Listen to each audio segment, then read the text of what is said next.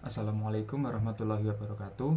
Kami dari kelompok 9 yang beranggotakan saya sendiri Afif Lintang Rahmat Putra NIM 270, kemudian ada Diwa Gulam NIM 299, yang ketiga Isna Kuntari NIM 452, dan Justisia Intansari NIM 454. Kami akan membawakan materi ke-10 yang temanya adalah membangun budaya organisasi dan etos bisnis manajerial. Langsung saja masuk ke materi yang pertama, yakni bisnis sebagai usaha keberlangsungan dan berbudaya. Secara bahasa, bisnis mempunyai beberapa arti, yakni usaha, perdagangan, toko, perusahaan tugas, urusan, hak, usaha dagang, usaha komersial dalam dunia perdagangan atau bidang usaha. Dari pengertian-pengertian bahasa demikian, bisnis memperlihatkan dirinya sebagai aktivitas real ekonomi yang secara sederhana dilakukan dengan cara jual beli atau pertukaran barang dan jasa. Kemudian materi yang selanjutnya adalah pengertian bisnis secara terminologi. Pengertian ini secara terminologi ini memiliki beberapa pendapat ya. Yang pertama adalah pendapat dari Hughes dan Kapur yang mengatakan bahwa bisnis merupakan suatu kegiatan usaha individu yang terorganisasi untuk menghasilkan laba atau menjual barang dan jasa guna mendapatkan keuntungan dalam memenuhi kebutuhan masyarakat. Kemudian ada pandangan lain yang mengatakan bahwa bisnis merupakan sejumlah total usaha yang meliputi pertanian, produksi, konstruksi, distribusi, transportasi, komunikasi, usaha jasa, dan pemerintahan yang bergerak dalam bidang membuat dan memasarkan barang dan jasa konsumen. Nah, pada pengertian bisnis ini tercakup 3 bagian. Yang pertama adalah usaha perseroan kecil-kecilan dalam bidang barang dan jasa. Yang kedua, usaha perusahaan besar seperti pabrik, transportasi, perusahaan media, dan hotel. Dan yang ketiga adalah usaha dalam bidang struktur ekonomi suatu bangsa. Materi selanjutnya adalah jenis kegiatan bisnis. Jenis kegiatan bisnis dibagi menjadi 4 macam. Yang pertama adalah bisnis ekstraktif, yaitu bisnis yang bergerak dalam kegiatan pertambangan atau menggali bahan-bahan tambang yang terkandung dalam perut bumi. Yang kedua adalah bisnis agraris, yaitu bisnis yang bergerak dalam bidang pertanian, yang termasuk juga di dalamnya perikanan, peternakan, dan perunggasan perkebunan hingga kehutanan. Yang ketiga adalah bisnis industri yang bergerak di dalam bidang industri manufaktur. Dan yang keempat adalah bisnis yang bergerak dalam bidang jasa, yang meliputi pendidikan, perbankan, kesehatan, pariwisata, dan lain-lain. Secara kegunaan dan manfaat, bisnis dibagi menjadi 4 macam. Yang kegunaan yang pertama adalah kegunaan bentuk. Kegunaan bentuk ini yang berarti mengubah bahan mentah menjadi bahan yang bermanfaat. Kemudian ada kegunaan tempat, yaitu bidang transportasi. Kegunaan waktu yang bergerak dalam bidang penyimpanan, dan kegunaan kepemilikan, yaitu yang bergerak dalam bidang perdagangan.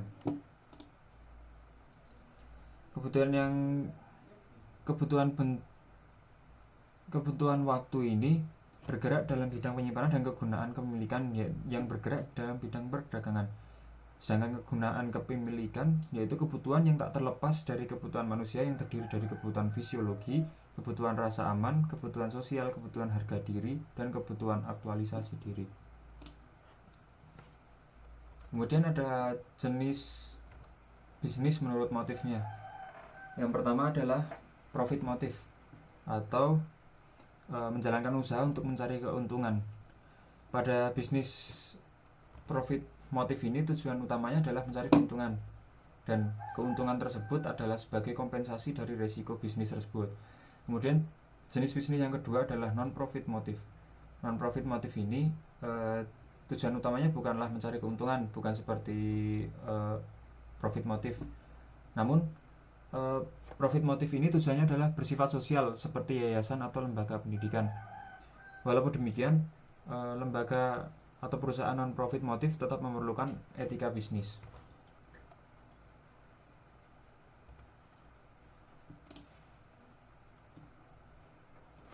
Kemudian, untuk menjaga keseimbangan antara bisnis dan lingkungan sekitar yang mengintarnya, Maka suatu bisnis harus memperhatikan persoalan sosial yang menjadi tanggung jawab bisnis.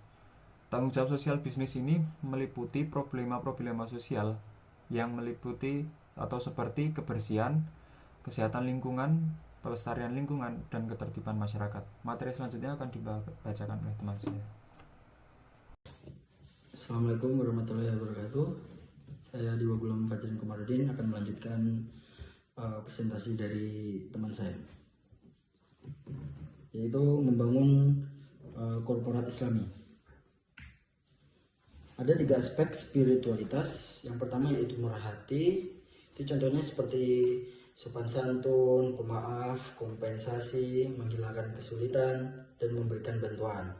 Kemudian yang kedua motivasi untuk berbakti. Itu contohnya seperti konsiderasi, memberikan bantuan bebas biaya, infak, memberikan dukungan untuk hal baik. Kemudian yang ketiga ingat kepada Allah. Itu contohnya mendahulukan pencarian pahala yang besar dan abadi di akhirat. Kemudian mendahulukan sesuatu yang secara moral lebih bersih, lalu mendahulukan pekerjaan yang halal daripada yang haram.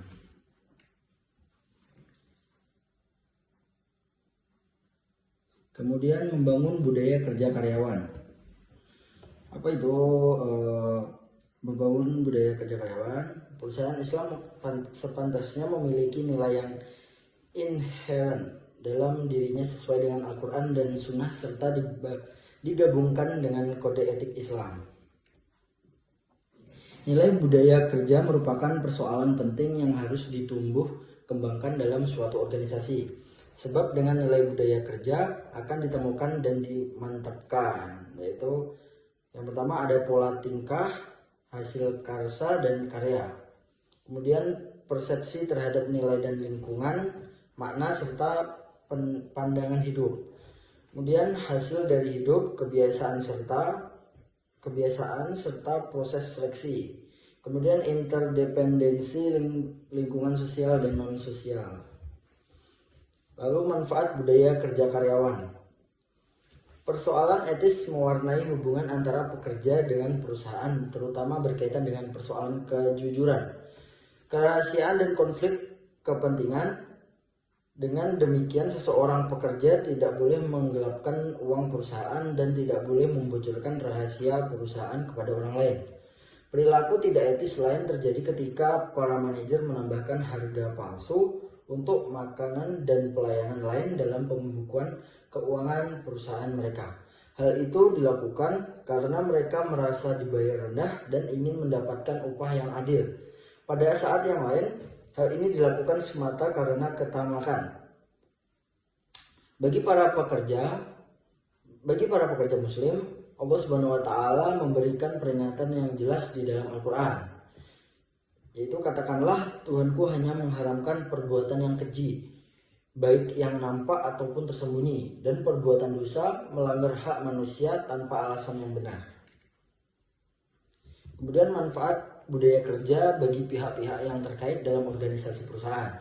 Yang pertama yaitu bagi karyawan muslim, kesempatan berperan, berprestasi, aktualisasi diri, mendapatkan pengakuan, penghargaan, kebanggaan kerja, rasa ikut memiliki dan bertanggung jawab, meningkatkan memimpin, memecahkan masalah. Kemudian bagi perusahaan tempat kerja, yang pertama meningkatkan kerjasama, mengefektifkan koordinasi, integrasi dan sinkronisasi, memperlancar komunikasi dan hubungan kerja, menumbuhkan kepemimpinan yang partisipatif, mengeliminasi hambatan psikologis dan kultural, menciptakan suasana kerja yang menyenangkan, mendorong kreativitas karyawan. Saya Isna Kuntari, NIM 452. Saya di sini akan melanjutkan presentasi teman saya, yaitu penciptaan budaya kerja dalam suatu perusahaan akan terwujud jika didasari pada nilai-nilai dasar budaya kerja. Nah, Di sini ada 16 pasal nilai dasar budaya kerja yang harus diperhatikan pihak manajer utama maupun pekerja pada khususnya, yaitu komitmen dan konsisten, wewenang dan tanggung jawab, keikhlasan dan kejujuran, kreativitas dan kepekaan, kepemimpinan dan keteladanan, kebersamaan dan dinamika kelompok, kekurangan dan kecepatan, rasionalisme dan kecerdasan emosi. Nilai budaya selanjutnya yaitu ada keteguhan dan ketegasan, disiplin dan keteraturan kerja, keberanian dan kearifan, dedikasi dan loyalitas, semangat dan motivasi, ketekunan dan kesabaran, keadilan dan keterbukaan, dan yang terakhir yaitu penguasaan ilmu dan teknologi. Selanjutnya, membangun etos kerja dan sikap mental wirausahawan. Di sini Allah Subhanahu wa taala dalam firman-Nya menyampaikan, sesungguhnya Allah akan mengubah keadaan sebagaimana mengubah mereka yang ada pada diri mereka sendiri. Tertera dalam surat Ar-Ra'd ayat 11. Dan firman itu diperuntukkan untuk dorongan setiap muslim agar memiliki etos kerja dan sikap mental wirausahawan yang baik dan tidak bermalas-malasan. Di sini etos kerja itu sangat diperlukan bagi para wirausahawan karena etos kerja merupakan inti dari wirausahawan. Wirausahawan sendiri sama dengan wira swasta dan entrepreneurship yang artinya memiliki kemandirian. Nah, seorang wirausahawan harus mampu memadukan unsur-unsur bisnis. Unsur-unsur kunci keberhasilan kewirausahaan. Nah, unsur-unsurnya ada 4, yaitu yang pertama pengetahuan, yang kedua keterampilan, yang ketiga sikap mental, yang keempat kewaspadaan atau intuisi. Nah, yang pertama pengetahuan. Pengetahuan sendiri di sini merupakan tingkat penalaran atau kemampuan berpikir yang dimiliki oleh seseorang. Nah, pengetahuan ini diciptakan adanya daya nalar, daya pikir, dan intelijensi. Nah, daya penalaran merupakan kekuatan otak yang merupakan juga sumber dari awal kelahiran berbagai kreasi dan penemuan baru. Selanjutnya keterampilan. Nah, keterampilan sendiri merupakan tindakan dapat berwujud sesuatu, yaitu suatu itu dapat diwujudkan jika ada tindakan. Nah, daya gerak untuk bertindak, terutama tindakan awal disebut daya inisiatif. Nah, keterampilan merupakan tindakan raga, terutama tangan dan kaki. Jadi, unsur kunci itu tidak hanya pengetahuan, tapi keterampilan itu juga penting. Nah, selanjutnya sikap mental. Sikap mental seseorang mungkin saja mempunyai otak yang cerdas dan keterampilan tinggi. Namun, jika dia malas-malasan, lamban, dan tidak mempunyai keberanian, terutama hal itu tidak menjamin untuk dapat suksesnya keberhasilan kewirausahaan. Jadi, sikap mental maju itu melibatkan keteladanan, keluhuran, keberanian, penuh tanggung jawab, dan jujur. Yang terakhir, kewaspadaan atau intuisi.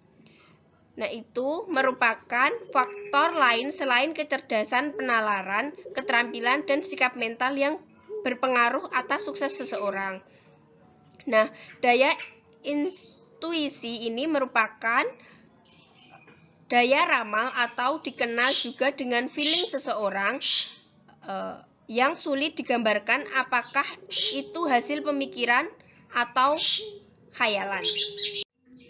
Nah, di sini seorang wirausahawan itu harus selalu meningkatkan pengetahuan sehingga bisa memiliki wawasan dan daya antisipasi yang kuat. Di sini Rasulullah juga menganjurkan bahwa menuntut ilmu bagi seseorang itu wajib setiap muslim dan muslimah. Nah, di sini ada 6 cara-cara meningkatkan pengetahuan. Yang pertama, rajin membaca dan mencatat berbagai ilmu pengetahuan yang kita dapat. Yang kedua, rajin mendengarkan entah melalui radio ataupun televisi. Yang ketiga, selalu berusaha. Yang keempat, banyak berpikir, meneliti, dan memecahkan masalah lingkungan. Yang kelima, rajin mengikuti pelatihan. Yang keenam, semangat keingintahuan. Saya Yustisia Intansari, NIM 454, ingin melanjutkan presentasi dari teman saya. Wirausahawan perlu untuk selalu meningkatkan keterampilannya, seperti yang diperintahkan oleh Allah, yaitu supaya Dia menguji kamu, siapa di antara kamu yang lebih baik amalnya. Hal tersebut dapat diwujudkan dengan yang pertama melakukan latihan, yang kedua selalu berusaha lebih baik, yang ketiga selalu berusaha melakukan cara baru, yang keempat menghasilkan karya terbaik, yang kelima bekerja dengan kesalahan, dan yang keenam yaitu mengikuti acara pelatihan. Selanjutnya yaitu membangun perubahan etos kerja yang lebih baik. Yang pertama, persepsi tentang berkembang dari sekedar jangka pendek atau konsumtif menjadi jangka panjang atau investasi dalam artian yang luas. Yang kedua yaitu penanganan kerja berkembang dari yang bersifat individualis menjadi teamwork dan jaringan. Yang ketiga yaitu cakupan kerja dipahami tidak sekedar masalah temporal horizontal, tetapi juga memiliki dimensi keabadian dan transendental. Yang keempat yaitu kesadaran dalam bekerja menjadi meningkat. Bukan hanya mengandalkan pada extra control, tetapi juga mengandalkan self control. Selanjutnya yaitu ciri-ciri seorang wirausahawan muslim, yaitu motif atau niat dalam melaksanakan usaha, pandangannya terhadap status, pandangan terhadap siapa yang harus dilayani, sikapnya terhadap sistem, sikapnya terhadap pelaksanaan kerja, sikapnya terhadap kesalahan atau kegagalan, keahliannya, dan karakternya. Motivasi seorang wirausahawan muslim bersifat horizontal dan vertikal. Secara horizontal, terlihat pada dorongannya untuk mengembangkan potensi dirinya dan keinginannya untuk selalu mencari manfaat yang sebanyak-banyaknya untuk orang lain. Sementara secara vertikal dimaksudkan untuk mengabdikan diri kepada Allah Subhanahu wa taala. Motivasi di sini berfungsi sebagai pendorong, penentu arah, dan penetapan skala prioritas. Seorang wirausahawan muslim senantiasa menyadari bahwa statusnya merupakan amanah, sehingga keberadaannya dalam tugas dan jabatan apapun selalu digunakan untuk mencapai penunaian amanah tersebut. Yang selanjutnya yaitu hubungan industri Islam. Manusia adalah makhluk individu dan sosial. Dalam aktivitas bisnis maupun perusahaan, seseorang akan mengejawantahkan sifatnya tersebut. Dalam konteks organisasi, maka hubungan industrial merupakan hal yang penting. Tentunya jika organisasi tersebut adalah organisasi yang dikembangkan dengan dasar-dasar Islam, maka nilai-nilai Al-Quran dan hadis dapat dijadikan pedomannya. Ciri hubungan industrial Islami terdiri dari dua, yaitu yang pertama, hubungan industrial Islam ini selain menempatkan seseorang pengusaha pada pijakan yang kokoh dan konsisten, juga menempatkan para pekerja pada posisi yang terhormat dan bermartabat. Demikian pula para konsumen merasa turut menjadi bagian dari keluarga perusahaan yang dipandu hati nurani. Yang kedua yaitu hubungan industrial Islam menghubungkan semua tenaga yang terlibat dalam perusahaan, yaitu pengusaha, karyawan, dan konsumen sebagai keluarga dengan kesejatian komunikasi vertikal dan horizontal. Islam memberikan isyarat yang mengesankan mengenai hubungan industrial, yaitu bahwa pengusaha, karyawan, bahkan konsumen sama-sama hidup dalam himpunan keluarga besar yang diikuti oleh rasa persaudaraan. Dengan demikian, dapat dikatakan bahwa hubungan industrial Islami menempatkan pengusaha, karyawan, dan konsumen sebagai keluarga besar yang sama-sama saling menyayangi dan masing-masing menjalankan tugas dan tanggung jawabnya sebagai anggota keluarga dengan rasa kemanusiaan yang tinggi. Sekian presentasi dari kelompok kami, kurang lebihnya mohon maaf. Wassalamualaikum warahmatullahi wabarakatuh.